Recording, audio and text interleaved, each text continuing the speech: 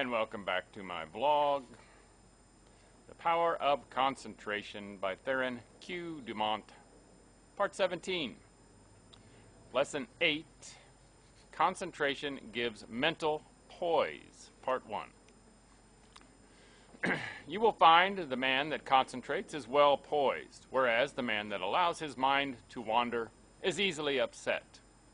When in this state, wisdom does not pass from the subconscious storehouse into the consciousness. There must be mental quiet before the two consciousnesses can work in harmony. When you are able to concentrate, you have peace of mind. If you are in the habit of losing your poise, form the habit of reading literature that has a quieting power. Just the second you feel your poise slipping, say, peace, and then hold this thought in mind, and you will never lose your self-control. There cannot be perfect concentration until there is peace of mind, so keep thinking peace, acting peace, until you are at peace with all the world. For when once you have reached this state, there will be no trouble to concentrate on anything you wish. When you have peace of mind, you are not timid or anxious or fearful or rigid, and you will not allow any disturbing thought to influence you.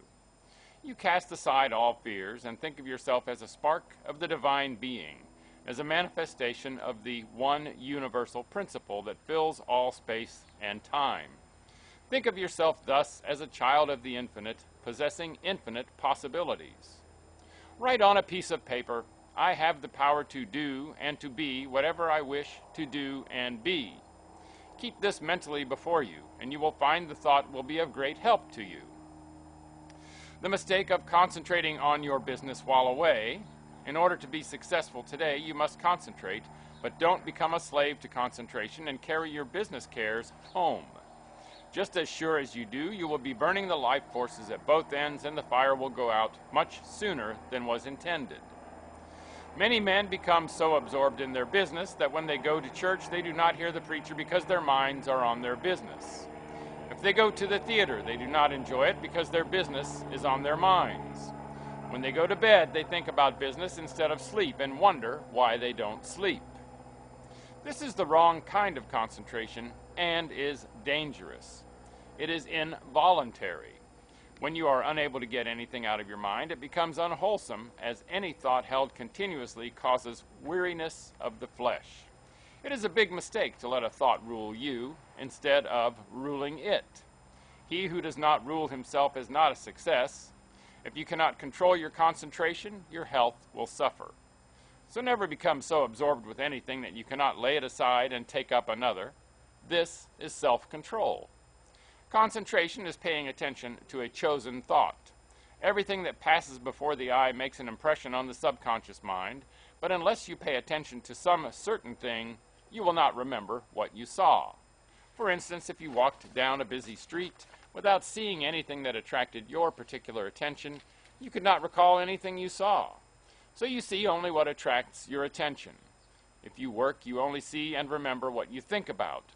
When you concentrate on something, it absorbs your whole thought. Self-study, valuable.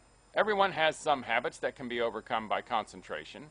We will say, for instance, you are in the habit of complaining or finding fault with yourself or others, or imagining that you do not possess the ability of others, or feeling that you are not as good as someone else, or that you cannot rely on yourself, or harboring any similar thoughts or thoughts of weakness.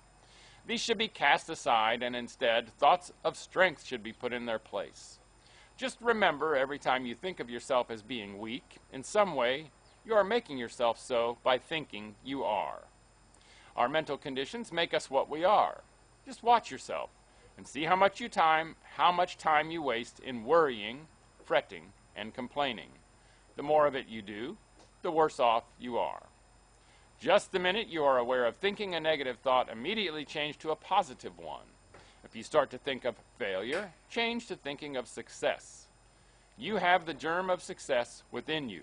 Care for it, the same as the setting hen broods over the eggs, and you can make it a reality. And we'll finish that tomorrow. Make it a great day, and bye for now.